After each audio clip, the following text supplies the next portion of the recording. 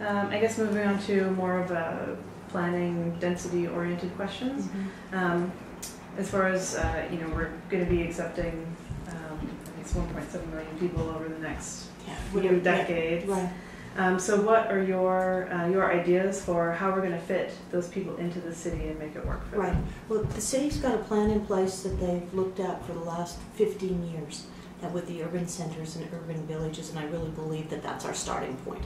And we take the 5 different centers and the, whatever it is, 12 different villages, and identify the neighborhoods where those new housing units can go in, and then be working with the neighbors to increase the number of affordable workforce and low income and interconnected, economically diverse housing, not just centers, but whatever it is that we're building, whether it's a 4-plex or a 6-plex or a multi, but this has to be done in conjunction with the neighborhood. The big thing is to figure out how many people can we take, and the city has done some, they've got some targets, 1,000 new family units in Center A, and maybe 5,000 in Center B.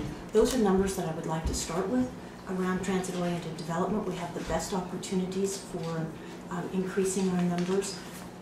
I believe that it is a citywide effort. We're really never going to find the geographic space for 1.7 million people. I think we need to be honest about that, but we probably can increase it by many, many thousands. And so working on the denser community where people have jobs close, good transportation connection, good housing so that they feel comfortable living here, good safe housing, and better school systems so that people will stay in Seattle, because this is where we want to be.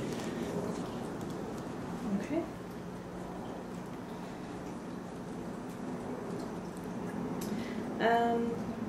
In terms of like big items or legacy type items that you want to be seen as your legacy, right. What's on your list? More jobs. There's really 5 things I would say.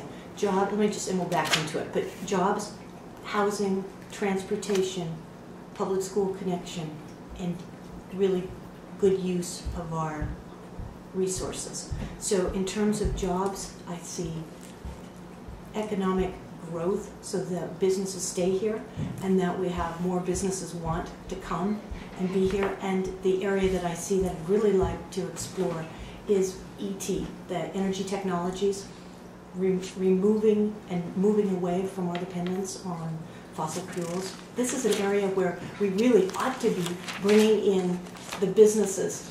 We are looked at as a place, a hub, where innovative technology takes place, whether it's in global health or just designing some of the best software. As an example, we ought to be known as the ET hub, not just of the Northwest, but of the world. And I'd like to have the city working with the county, working with the state, working with the federal government, and our local businesses and labor to make that happen.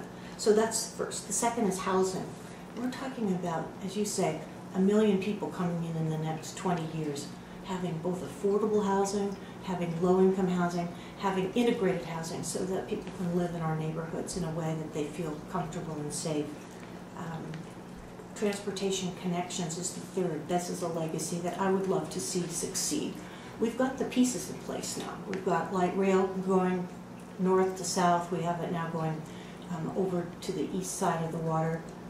Making sure that we have bus transportation that connects, that we have van pools that connect, that we have park and ride so people can drive their cars if that's what they need, or an integrated bus system so that people can get to the light rail lines. That would be so important over the next few years, is to make that happen. Public schools, we're so proud of the University of Washington here. We love our university. We don't feel the same way about our public schools, and we should. We have smart people in this town. We've got really good support in terms of nonprofit and granting agencies. We ought to have a public school system second to none. How would you impact that as a council member? Well, as a council member, we have a lot of, it's really a tone. We don't have the direct impact, but there are a lot of things that the city can do.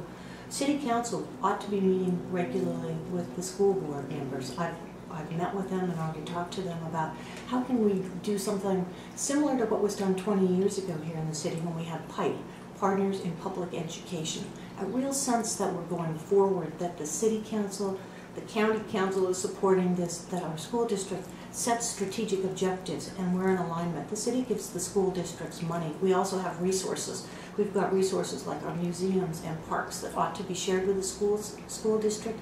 City programs such as our mental health, public health, these could be available to our public school system so that kids have access to the kinds of resources that the city provides. I think our school buildings ought to be hubs. They ought to be community centers. You think about what we've done in the University Heights building. There are some high schools, for example, that are not as well used and the space as well utilized as it could be. That could be a center for the community to come, not just from 8 a.m. to 5 p.m., but from 7 a.m. to 9 p.m. Okay.